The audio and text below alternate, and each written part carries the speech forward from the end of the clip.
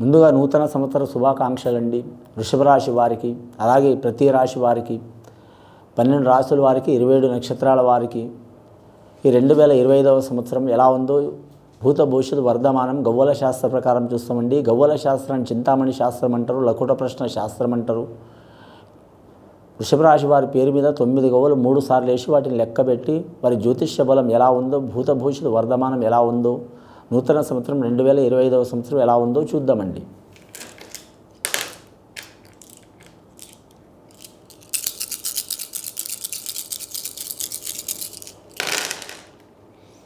ముందుగా వృషభ రాశి వారి జాతకానికి 5వ సంఖ్య పడ్డదండి. వారి జాతక బలానికి 5వ సంఖ్య పంచపాండవుల వనవాసం అనుకుంటారు, కానీ చాలా వరకు పంచభూతాల వారికి సహకరించే అవకాశాలు ఉన్నాయండి. గాలి కావచ్చు, వాయువు లేనిది మన జీవరాశులకి, మన మనుషులకు ప్రాణమే నిలవదండి. రెండవది నీరు లేనిది కూడా చాలా ఇబ్బందికరం. అలాగే అగ్ని లేనిది మాత్రం ఏది జరగదు. అలాగే వీరి జాతకంలో చూడాలంటే మాత్రం ముఖ్యంగా పంచభూతాలు వీరికి సహకారం చేసే అవకాశం ఉంటుంది. వృషభ రాశి వారికి చాలా వరకు శుభయోగాలు ఉన్నాయండి. వారి జాతక బలానికి వారు పట్టిందల్లా బంగారం ఉన్నది వారి పేరు మీద. ముఖ్యంగా స్త్రీలకు అనుకూలంగా ఉంటుంది, పురుషులకు కూడా అనుకూలంగా ఉంటుంది. ఏదైనా ఇండ్లు కొనాలనుకునేవారు, అలాగే బహుళంతస్తులు కట్టాలనుకునేవారు, స్థలం తీసుకోవాలనుకునేవారు స్త్రీల పేరు మీద చేయటం చాలా వరకు మంచిది. అలాగే వీరు జాతకంలో కళాకారులకు మాత్రం కలిసి వచ్చే అవకాశం ఉంది. రాజకీయ నాయకులకైతే మాత్రం అందరికీ ఇబ్బందులు వస్తాయి, కానీ వృషభ రాశి వారికి మాత్రం రాజకీయ నాయకులు కలిసి వచ్చే అవకాశం ఉంటుంది. వీరి జాతక బలంలో చూడాలంటే మాత్రం విశేష యోగ బలం ఉంటుంది. వ్యాపారస్తులకు తిరుగు ఉండదండి. వీరు ఏ వ్యాపారం చేసినా సరే, కానీ మాత్రం వీరు ఇనుము వ్యాపారం కావచ్చు, వస్త్ర వ్యాపారం కావచ్చు, అలాగే మాత్రం ధన వ్యాపారం కావచ్చు, అంటే వడ్డీ వ్యాపారం, ఫైనాన్స్ రంగంది కావచ్చు, అలాగే మాత్రం మీరు జ్యోతిష బలంలో బ్యూటీ పార్లర్ రంగం వ్యాపారం కావచ్చు, అలాగే కూరగాయలు, ఆహార పదార్థాలకు సంబంధించిన వ్యాపారం కావచ్చు, కానీ మాత్రం అలాగే వీరు జ్యోతిష బలం మాత్రం వాహన వ్యాపారం కావచ్చు కలిసి వచ్చే అవకాశం ఉంటుంది. ఇక విద్యార్థులకు మాత్రం చాలా వరకు శుభయోగ బలం ఉంటుంది. కానీ వీరి జాతకంలో అన్నదానం చేయటం చాలా వరకు మంచిదండి. ఎన్ని దానాలు చేసినా ఇంకా కావాలని అనిపిస్తుంది, కానీ మాత్రం అన్నదానం చేస్తే మాత్రం కడుపు నిండంగానే చాలనిపిస్తుంది. ఏ మనిషికైనా సరే మాత్రం ఖచ్చితంగా అన్నదానం చేయటం మంచిది. 2025వ సంవత్సరం అద్భుతమైన ఫలం ఉంటుంది వీరి జాతక బలానికి. రోహిణి నక్షత్రం, శ్రీకృష్ణుని నక్షత్రంలో పుట్టిన వారు చేయటం విశేషమైన యోగం ఉంటుంది. అలాగే మాత్రం వీరి జాతక బలంలో చూడాలంటే మిగతా నక్షత్రం వారు కూడా చేయటం కూడా చాలా వరకు మంచిది. లక్కీ నెంబర్ 6 ఉంటుందండి వీరి జాతక బలానికి. అలాగే వీరి పేరు మీద చూడాలంటే శుక్రవారం కలిసి వచ్చే అవకాశం ఉంటుంది, కానీ శుక్రవారం 15వ తేదీ కావచ్చు, అలాగే మాత్రం 24వ తేదీ కావచ్చు, అలాగే 31వ తేదీ కావచ్చు, అలాగే వీరి జాతక బలంలో శుక్రవారం 6వ తేదీ కావచ్చు. చాలా వరకు శుభయోగాలు కలిసి వచ్చే అవకాశం ఉంటుంది వీరి జాతక బలానికి. ముఖ్యంగా 5 గవ్వలు పడ్డాయి కాబట్టి మాత్రం పంచభూతాలు సహకారం చేస్తాయి కాబట్టి వీరికి ఏది చేసినా కలిసి వచ్చే అవకాశం ఉంది. విద్యలో తిరుగు ఉండదు, కానీ ముఖ్యంగా వీరి జాతకంలో పెద్దల పేరు నిలబెట్టే అవకాశం ఉంటుంది. కానీ వివాహ ప్రయత్నాలు చేసేవారు మాత్రం 1-2 సార్లు ఆలోచించడం మంచిది. అంటే వివాహాలు కావని కాదు, అయ్యే అవకాశం ఉంటే కొన్ని ఇబ్బందులు వస్తాయి. ఎంత నిదానంగా వివాహం చేయటం అంతవరకు చాలా వరకు మంచిదండి. ముఖ్యంగా మాత్రం ఈ 2025వ సంవత్సరం ఎండాకాలం లోపల కానీ వివాహ బలాలు అంతగా కలిసి రావండి. కానీ ముఖ్యంగా తర్వాత ద్వితీయార్థం అంటే వీరి జాతక బలానికి అక్టోబర్ నుంచి డిసెంబర్ లోపల వివాహాలు మాత్రం 2025 సంవత్సరం కలిసి వస్తుందండి. ప్రథమార్థం కానీ మాత్రం ఏప్రిల్ నెల, మార్చి నెల నుంచి పడితే మాత్రం జూన్ నెల వరకు కొన్ని ఇబ్బందికరమైన పరిస్థితులు ఉంటాయండి. చాలా జాగ్రత్తగా ఉండాలి వీరి పేరు మీద. రెండవసారి గవ్వలేసి చూద్దామండి. ఇప్పుడు మనం రెండవసారి గవ్వలేస్తున్నామండి. వృషభ రాశి వారి పేరు మీద ఎలా ఉందో చూద్దామండి. 2025వ సంవత్సరం నూతన సంవత్సరం 3 గవ్వలు పడ్డాయండి వారి జాతక బలానికి. గురు మహారదర్శ జాతకం వారి పేరు మీద. ఈ 3వ సంఖ్య వీరి జాతక బలానికి మాత్రం చాలా వరకు విద్యార్థులకు, అలాగే మాత్రం ఈ సంఖ్య సంతాన కారకుడు, విద్యాకారకుడు, అలాగే ఉద్యోగ కారకుడు, అలాగే మాత్రం ఆధ్యాత్మిక ధోరణిలో మాత్రం చాలా వరకు స్ట్రాంగ్ అయిన గ్రహం అండి ఇది. బృహస్పతి గ్రహం దేవతలకే గురుడు.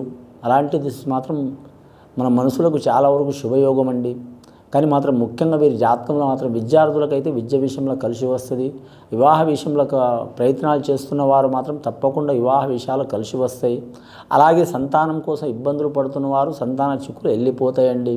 అంటే సంతానం కలగకపోవటం కానీ, సంతానం నష్టం కావటం కానీ, సంతానం మాట వినకపోవటం కానీ, అలాగే సంతానం నిలిచి కడుపులు అంటే కొన్ని నెలలు కానీ కొన్ని మాసాలు ఉండి సంతానం దక్కకపోవటం కానీ, అలాగే మాత్రం సంతానం కలిగిన కానీ వారు మనోచిక్కులతో ఉన్నవారు కావచ్చు.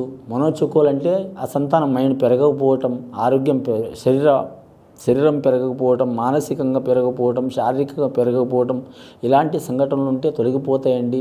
కానీ నాగేంద్రుడికి మాత్రం ఖచ్చితంగా పూజ చేయాలండి. నాగదేవతకు కానీ నాగేంద్రుడికి కానీ రేణుక ఎల్లమ్మ కాడ నాగదేవత ఉంటుంది, ప్రతి దేవత కాడ ఉంటుంది.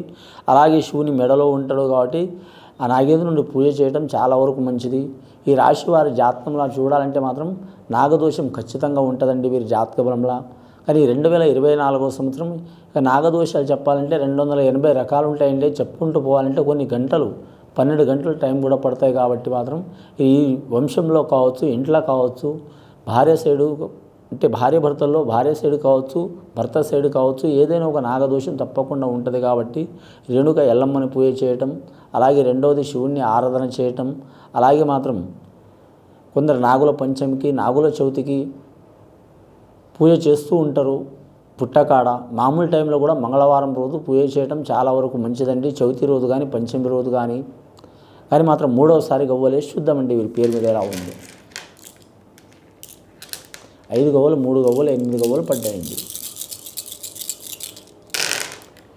మూడవసారి గవ్వలేస్తే 6 గవ్వలు పడ్డాయండి వీరి జాతక బలానికి. ముఖ్యంగా శుక్రమహారదశ గవ్వలు పడ్డాయి. కళాకారులకు కలిసి వచ్చే అవకాశాలు ఉంటాయి. మిశ్రమ ఫలితాలు ఉన్నాయండి కళాకారులకు. కానీ మాత్రం పెద్ద పెద్ద స్థాయిలో ఉన్నవారికి చాలా ఇబ్బందికరమైన ఫలితం ఉంటుందండి. చిన్న స్థాయిలో ఉన్నవారికి మాత్రం ఆకస్మికంగా పేరు ప్రఖ్యాతులు పెరిగే అవకాశాలు ఉంటాయండి.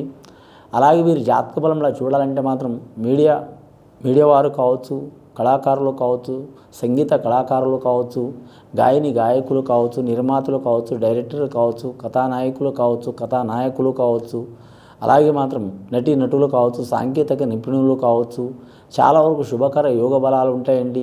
ఆ శుభకర యోగ బలాలు ఉండాలంటే ఖచ్చితంగా వీరు కంచి కామాక్షిని, మధుర మీనాక్షిని, తిరుపతి వెంకటేశ్వర స్వామిని, శ్రీకృష్ణుని ఆరాధన చేయటం, అలాగే మాత్రం ఆ లక్ష్మీ నరసింహస్వామిని ఆరాధన చేయటం, శివుణ్ణి, నటరాజస్వామిని ఆరాధన చేయటం చాలా వరకు మంచిదండి వీరి పేరు మీద. గత కొన్ని సంవత్సరాల నుంచి పడుతున్న చికాకులు వెళ్ళిపోయే అవకాశాలు ఉన్నాయి. గవర్నమెంట్ ఉద్యోగస్తులకైతే మాత్రం వారి ఆశలు నెరవేరే అవకాశం ఉంటుంది. కానీ అతి కష్టంగా నెరవేరే అవకాశం ఉంటుందండి. నమ్మిన వారు సహకారం చేసే అవకాశం ఉంది.